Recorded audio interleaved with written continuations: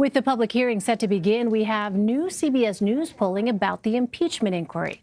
More than half of Americans now approve of the inquiry into President Trump. However, a majority of Americans are unhappy with how the inquiry is being handled by both Democrats in Congress as well as by President Trump.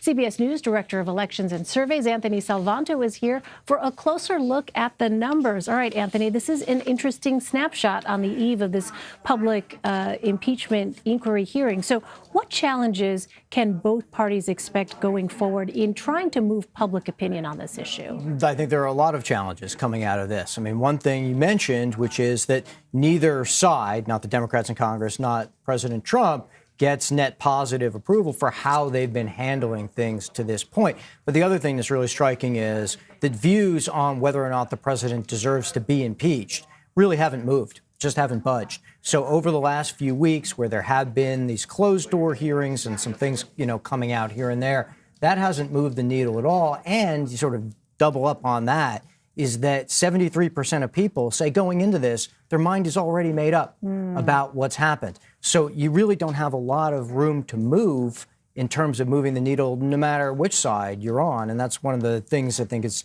important to emphasize as we head into the open session. So then who is likely to watch these upcoming hearings? I think it's a little bit like sports in this sense, that it's the people who have a rooting interest who tell us that they're more likely to be tuning in.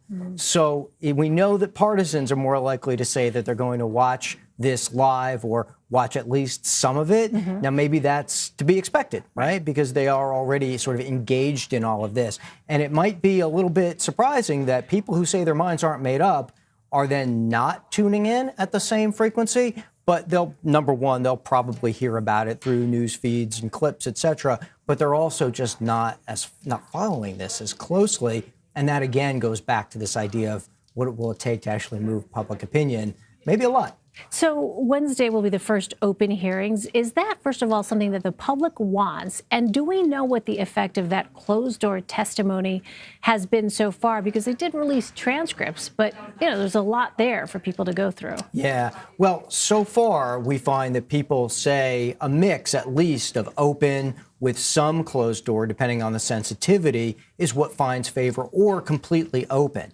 Completely closed door does not find favor. And so, that's important going forward. So now you're moving into a phase where, at least in principle, more of the public would want to see this. And look, that's the kind of thing, if you ask on any poll, do you want something to be open or closed? You're going to get more leaning towards the open. But there's a genuine feeling behind that, which is, show us. Yeah. And so that's where that is. So what about Republicans? How do they want their party to respond as the impeachment inquiry now enters this public phase? The biggest thing is Republicans say they want Republican members of Congress to defend the president.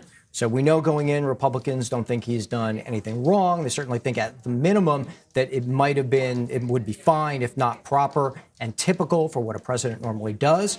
But Republicans also say they would like the identities of any whistleblowers to be made public.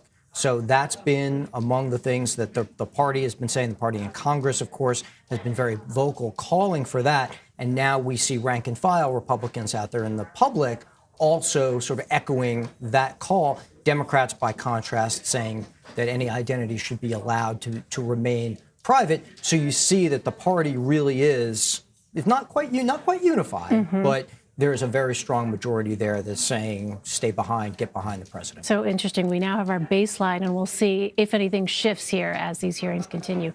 Anthony Salvanto. Anthony, always great to see you. Thank you.